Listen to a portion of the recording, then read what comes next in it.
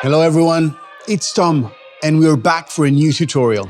I was getting ready to go for a little ride, but before I do that, I have to go through several checkpoints to improve my bike's longevity and also ensure my safety while I am on the road. Here we go, I'll show you what to do.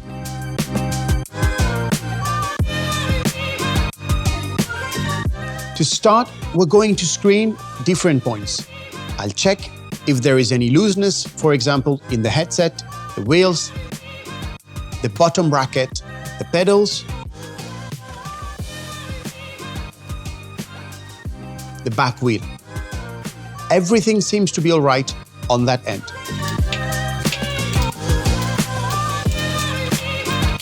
Next, I'm going to check the shifter to see if the gears shift properly. To change the gears, I increase them one after the other. They all change just fine.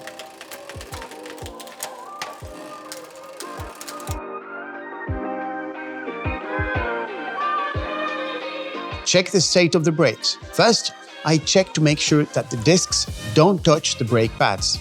The disc may be impacted if you take a hit or a fall. You'll know straight away if you hear rubbing against the brake pads.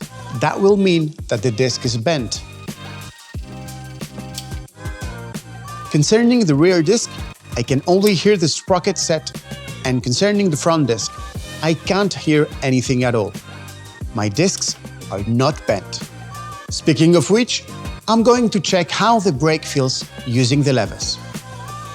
Touch-wise, it's rather tough, which means that no purge is needed, which also means that the discs are in good condition.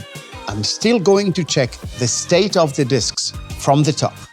At the back, I have over 2 millimeters on each side, so we're good. And same thing in the front. When you brake, if you ever feel like the touch is a bit soft or spongy, I suggest you go and check another tutorial on how to purge hydraulic brakes.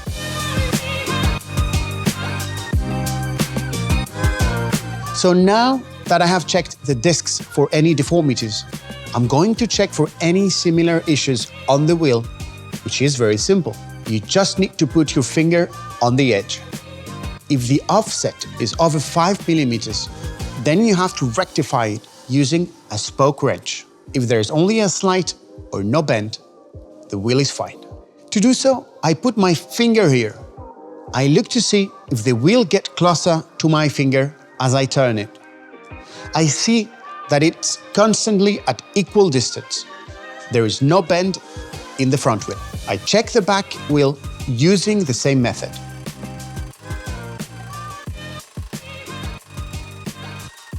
It remains at the same distance from my finger for the entire rotation, so the back rim is fine as well.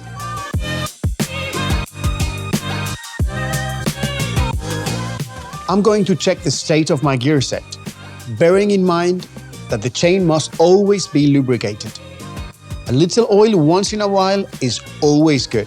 So a little tip to make sure that the chain is not too loose.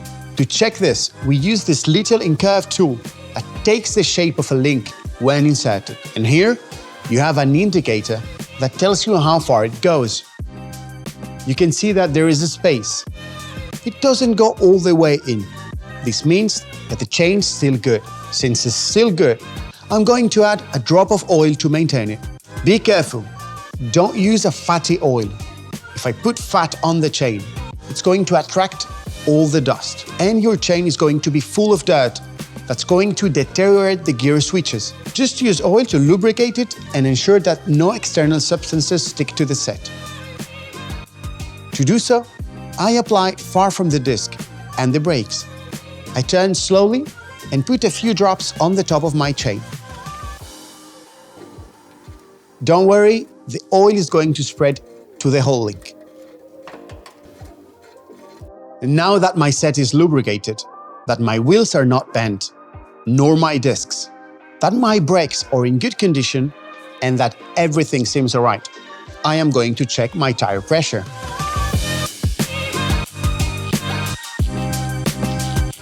I suggest you use a manometer and check what pressure is recommended. On road tires, it's usually between 5 and 7 bars. After verifying all these checkpoints, I'm now going to check the headset. It's very simple. I take the front wheel in one hand and the stem in the other, and I move back and forth in one direction and then the other. If I don't feel any looseness, everything is fine. To check the tightness of the stem, I hold the wheel between my legs. I turn the handlebars and I make sure the stem doesn't turn in one or the other direction. Everything seems tight and in place. I'm going to check the tire pressure now that the bike is on the ground. For these road tires, the pressure should be between 5 and 7 bars. Now that I've checked everything, I'm going to take my bike and have a nice ride. And don't forget, checking your bike before and after every ride increases its longevity and ensures your safety. If you ever have any questions or concerns, you can always come to your nearest Decathlon store to speak to a cycling specialist at the workshop. Until then, happy riding, and I'll see you soon.